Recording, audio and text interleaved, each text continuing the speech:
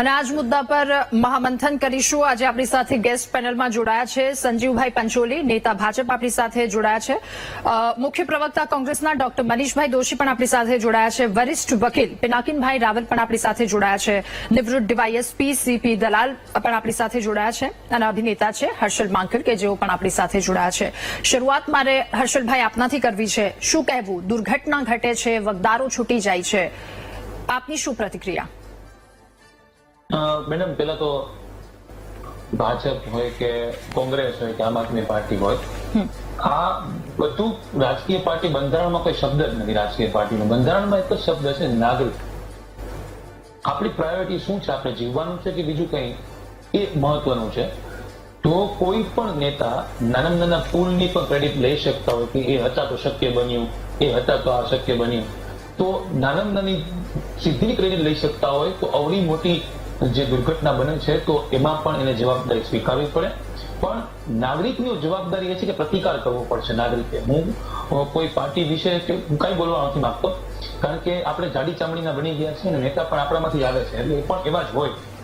હું અને મારા સલામત છે એટલે બસ આપણે કદાચ સુરત તક્ષશિલા ભૂલી ગયા, એમાં ભૂલી જશું થોડાક દિવસ પછી, આપણે સ્થિતિસ્થાપક બની ગયા, તો પ્રતિકાર કરવું પડશે। આ તો 4 લોકો મર્યા એટલે રાષ્ટ્રપતિ હોવાપો થઈ ગયો। આ સિટી બસ થી એક માણસ મરી ગયા 6 મહિનામાં 5 થી 6 ઉદાહરણ છે, ત્યારે કોઈ જાગતું નથી। પણ જેમ હું તો બેંકમાં નોકરી કરું છું અને જે બેંકમાં લોન લે તો એની પાસે ગેરેન્ટર હોય છે કે તમે લોન ન ભરી શકો તો તમારે ગેરેન્ટરે ભરવી પડશે। એમ જ કોઈ બેંકમાં પૈસા અમારાથી વધારે દેવાઈ ગયો કસ્ટમરને, તો બેંક અમારી પાસેથી પૈસા, ઘરના પૈસા લે છે। એમ તમે 15 લાખ આપો, 1.5 કરોડ આપો, જનતાના ટેક્સમાંથી ના આપીએ, જવાબદારી સ્વીકારે કોઈ પણ નેતા। આજે બે સાંસદ ને 4 ધારાસભ્યો અમારા રાજકોટમાંથી ચૂંટ્યા છે, તો મને કોક તો જવાબદારી ચૂક્યો કે નહીં? આ જનતાના પૈસા નહીં, અમારો વાંક છે, અમે કોન્ટ્રાક્ટ આપેલો હતો, અમારી સંસ્થાએ કોન્ટ્રાક્ટ આપેલો હતો। હા, પણ હવે નાના માણસો મરે એટલે માણસોની કિંમત તો કઈ છે જ નહીં ને સાહેબ। ફાફડાની લાઈનમાં ઉભો હોય કે નોટોની લાઈનમાં ઉભો હોય, આપણે બસ એક નંબર છીએ, એક નંબર ઘૂસાઈ જશે ને કાલ નવો પેદા થઈ જાય, નંબર 1 થઈ જશે।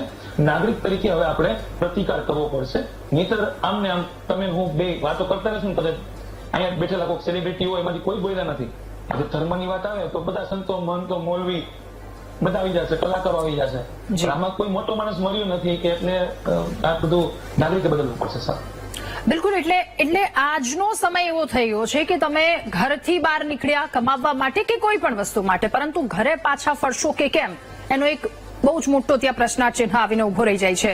હર્ષલભાઈ, ફરી એકવાર આપની પાસે જે રીતે બધી જ વસ્તુ, ચલો રાજ્યના તમામ લોકોને કાયદા પર ખૂબ વિશ્વાસ છે, ન્યાયિક પ્રક્રિયા પર વિશ્વાસ છે કે એક જગ્યાએથી નથી મળ્યું તો ઉપર જશું અને ત્યાં ન્યાય મળી જશે, આ એક બહુ જ ઊંડો આત્મવિશ્વાસ કહી શકાય। પરંતુ બીજી તરફ જો પરિવારની પરિસ્થિતિ જોઈએ, જેણે પોતાનું ગુમાવ્યું છે, એની પરિસ્થિતિ આપણે કદાચ કલ્પના પણ ન કરી શકીએ।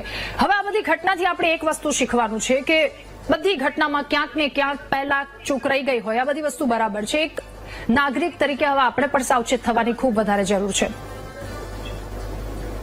મેડમ, જયારે મારી પહેલી બાઈટ હતી ત્યારે હું અલગ વેમાં, કારણ કે મને પ્રશ્ન અલગ રીતે પૂછવામાં આવ્યો હતો, તો માનનીય દલાલ સાહેબે જયારે વાત કરી, હું પણ કાયદાનો બંધારણનો વિદ્યાર્થી છું, મને ખબર છે કાયદો અને ન્યાય આ બે અલગ વસ્તુ છે।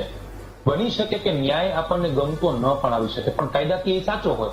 જેમ કે નિર્ભયા હત્યાકાંડમાં જેને સૌથી ક્રૂર રીતે બલાત્કાર કર્યો હતો 3 આરોપીમાંથી, એ આરોપી સગીર હોવાથી એને ઓછી સજા મળી, તો ન્યાયિક રીતે આપણને ગમતું નતું નાગરિકોને, પણ કાયદાકીય એ સાચું હતું। એટલે કાયદાકીય એવું બની બી શકે કે ભાઈ જેને જેટલી સજા મળવી જોઈએ, આપણને ઇમોશનલી એમ થઈ જાય કે ભાઈ આને તો આપણે જાહેરમાં મારી નાખવો જોઈએ, પણ કાયદાકીય સાચું નથી। આપણે જે બસમાં કથાના પોસ્ટર લગાડ્યા એ જ બસને આપણે ફોડી નાખીએ અને આપણે જ કહીએ કે ડ્રાઈવરને આપો, અમને મારી નાખો, તો એ પણ નથી। પણ કાયદાનું પાલન જે છે, કાયદાનું પ્રમાણે ઇન્વેસ્ટિગેશન જેની જવાબદારી છે, એ જ પોલીસની, એ જ તંત્રની જવાબદારી કાયદાના પાલનની પણ છે। કેમ ઇલીગલ બિલ્ડિંગ ઉભું છે, કેમ બાળકો ત્યાં મજૂરી કરતા હતા, કેમ લાયસન્સની અવધિ પૂરી થઈ ગઈ તોય ડ્રાઈવર ચલાવે છે, ક્યાંથી દારૂ આવીને ડ્રાઈવર પી ગયો, કેમ જે કોન્ટ્રાક્ટ આપવાનો છે એને માત્ર વધુ પૈસા લઈને જોવે છે કે ખરેખર ડ્રાઈવર સારા આપશે એ જ જોવાય છે। તો કાયદાનું પાલન જે છે એ નાગરિકોને આટલું બધું સોશિયલ મીડિયા જોવે છે, આટલું છાપાઓ વાંચે છે, આટલા લોકો વિડીયોગ્રાફી તરફ પોલીસ પકડે તરફ વિડીયો ચાલુ કરી દે છે, તમે ન પકડી શકો ને તમે આમ ન કરી શકો, તો તમે આ બધું જ જાણો છો તો પ્રશ્ન કેમ નથી પૂછતા? આપણા નાગરિકોની જવાબદારી છે કે પ્રશ્ન પૂછો સાહેબ। જે તમે નાના નાના હવાલદારને પ્રશ્ન પૂછો છો કે ભાઈ કેમ મને પકડો, કેમ પોલીસ સ્ટેશન લઈ જાઓ છો, કેમ હેલ્મેટ માટે પ્રશ્ન પૂછો છો, તો તમે જ્યારે આટલા બધા લાઈવ, હવે તો મુખ્યમંત્રી પણ ફોન ઉપાડે છે આપણા, 1 લાખ કોલ આવે છે દિવસના, તો આપણે કેવી આ પ્રશ્ન ઉપાડ્યા? એટલે નાગરિકો તરીકે તમને કહું છું કે કાયદો ભણો, કાયદો સમજો અને કાયદાનું પાલન તમે કરશો. આજે તમે જ રસ્તા ઉપર આજે 2 વાહન જયારે ભટકે ત્યારે વાહક છે એ વાહનથી પણ ખરાબ વર્તન કરવા માંડ્યા છે. તો જેમ દલાલ સાહેબે કીધું કે ભાઈ જે કાયદા ઇન્વેસ્ટિગેશન ની પણ લોકોને ખ્યાલ હોય છે કેમ થાય છે. તો સૌથી પહેલા જે નાગરિક જો પ્રશ્ન પૂછવા માંડશે ને તો બધા તંત્રના જે હોદ્દેદારો છે એ લોકો એટલી ડરશે તો ખરી કે મારે જવાબ આપવો પડશે.